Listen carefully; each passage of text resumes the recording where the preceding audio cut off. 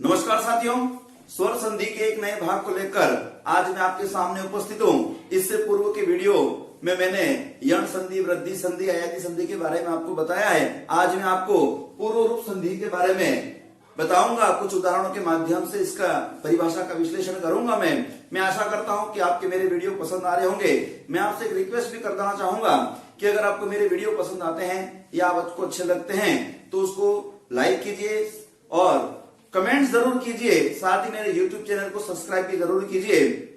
आज हम पढ़ रहे हैं पूर्व रूप संधि, जिसका सूत्र होता है एंग पदांतादति।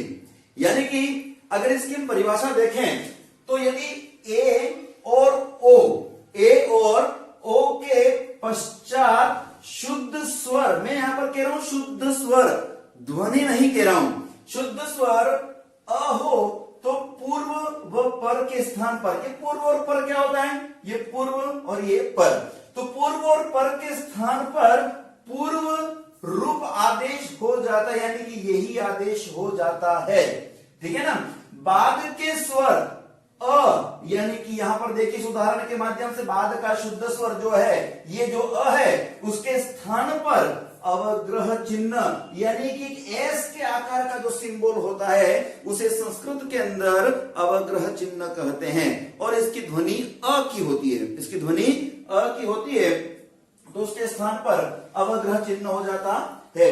देखिए उदाहरण हमने यहां पर लिखा है अंते प्लस अपि, अंते धन अपि। देखो यहां पर ए है, क्या है ये ए, और जैसा कि हमने परिभाषा के अंदर पढ़ा है कि ए और ओ के पश्चात, यानी यहां पर ए हो सकता है, देखो यहां पर ओ है, क्या है पूर्व भाग में क्या है ए अथवा ओ, और उसके बाद में शुद्ध स्वर अ, देखो यहां पर शुद्ध स्वर अ है। तो ऐसी स्थिति में पूर्व और पर के स्थान पर पूर्व रूप आदेश होना, यानी कि वैसा का वैसा ही लिख देना। ए होने पर अब यहां पर मैं आपको लिख रहा हूं अंते, वैसा का वैसा पूर्व रूप आदेश होना। अब बाद की परिस्थिति में यहां पर जो ये अ है उसको हटा देंगे और उसके स्थान पर अवग्रह चिन्ह कर देंगे। जैसा मैंने पूर्व बताया है कि जो एस के आकार का जो सिंबल होता है उसे संस्कृत में अवग्रह चिन्ह कहते हैं।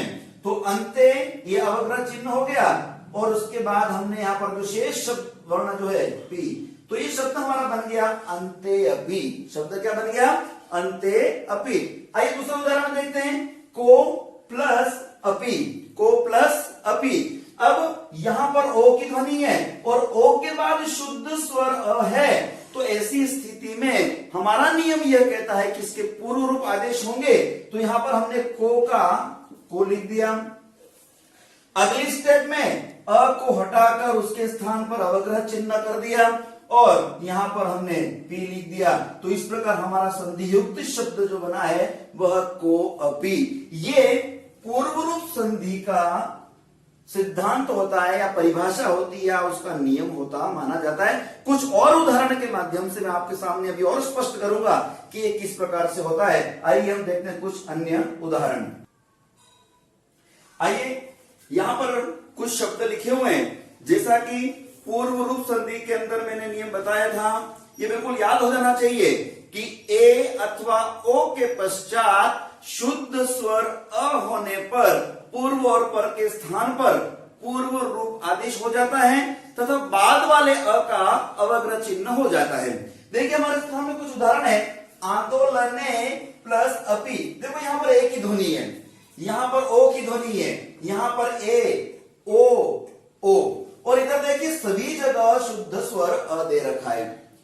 सीधी सी बात है, यहां पर हम पहले वाला जो भाग है पूर्व रूप आदेश होना मतलब वैसा का वैसा ही लिख देना, यानी कि हमने लिख दिया आंदोलने, ये भाग हो गया।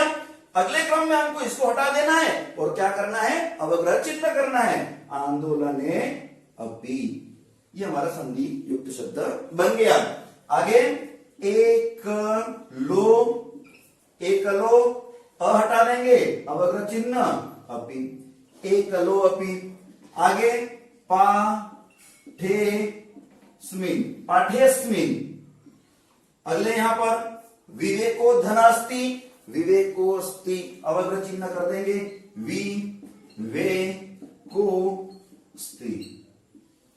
अगले क्रम में धन्यो धन असि, धन्यो वैसा का वैसा, असि, धन्यो असि।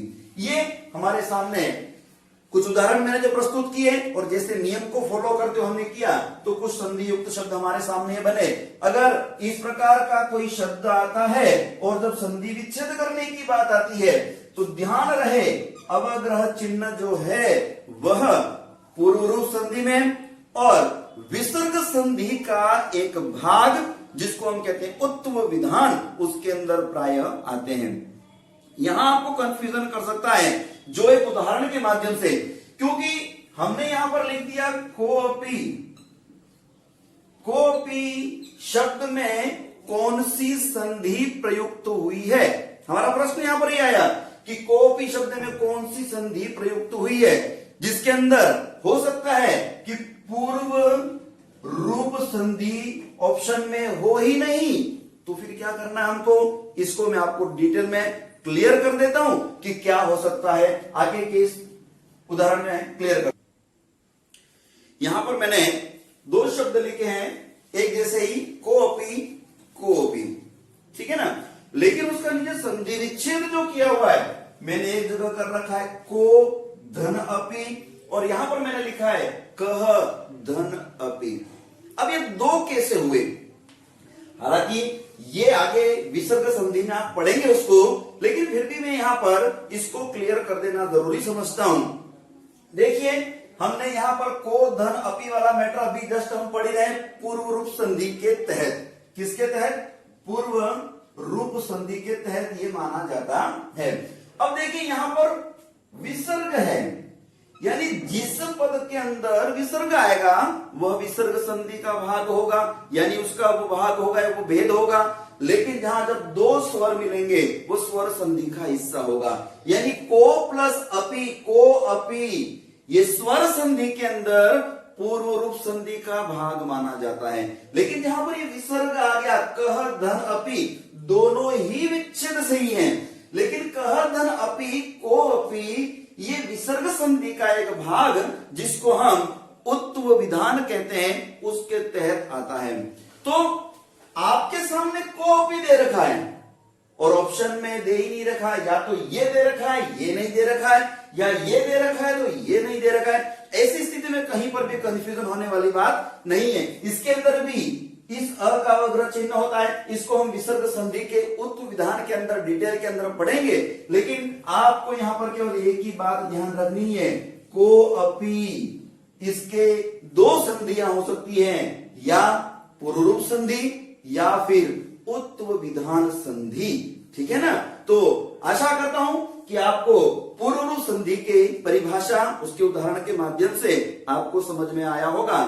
मेरे YouTube चैनल को सब्सक्राइब करना ना भूलिए और लाइक और कमेंट करना जरूर कीजिएगा, क्योंकि आपके कमेंट्स जो होते हैं वो मेरे अंदर एक नई ऊर्जा भरते हैं और कुछ नया करने की मुझे प्रेरणा देते हैं। इसी आशा के साथ बहुत बहुत धन्यवाद।